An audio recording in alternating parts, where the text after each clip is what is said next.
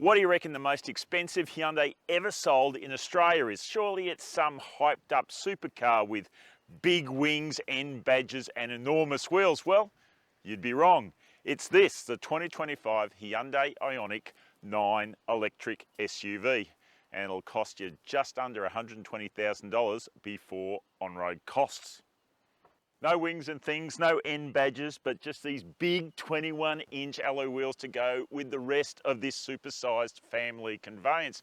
How big? Well, at more than 5 metres long, nearly 2 metres wide and nearly 1.8 metres tall, it's roughly the same size as the Toyota Land Cruiser.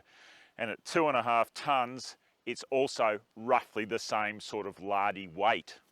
A big reason for all that weight is this thing comes in just one spec dubbed calligraphy that's absolutely stacked with gear. So heaps of speakers, lots of aircon zones and stacked with safety equipment.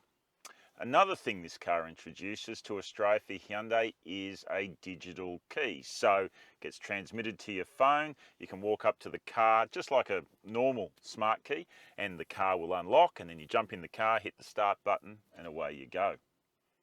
Speaking of which, one of the key reasons the Ioniq 9 is so big and heavy is it's got Hyundai's biggest ever battery pack slung between the wheels, 110.3 kilowatt hours.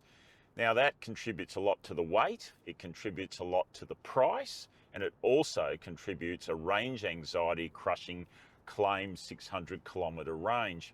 Now, those claims can be a bit optimistic. In the real world, I reckon you'll probably get 400 to 500 kilometres of range depending on how exuberant you want to get with this car in the driving. And here's the weird bit, you may well want to get exuberant because when you drive this thing down a winding road, it's amazing how confident and nimble it feels.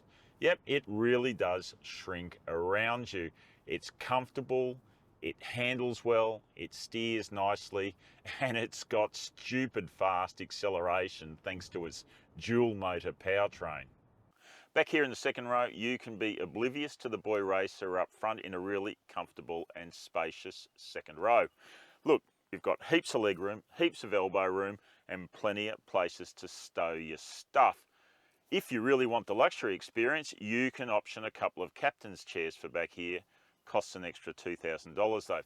Row 3, well, that's really for kids. Look, it could have been more spacious back there, but Hyundai's clearly decided with the design that it wanted to retain luggage space even with all 3 rows of seats being used. The sizable impediment with all that is the price.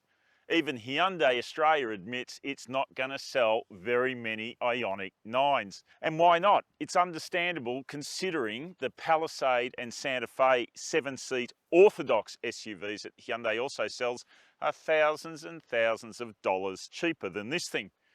What we really need here is for Hyundai to deliver an Ioniq 9 without all the bells and whistles that retains the interior and driving goodness. Sadly, that lower price Ioniq 9 is nowhere in sight.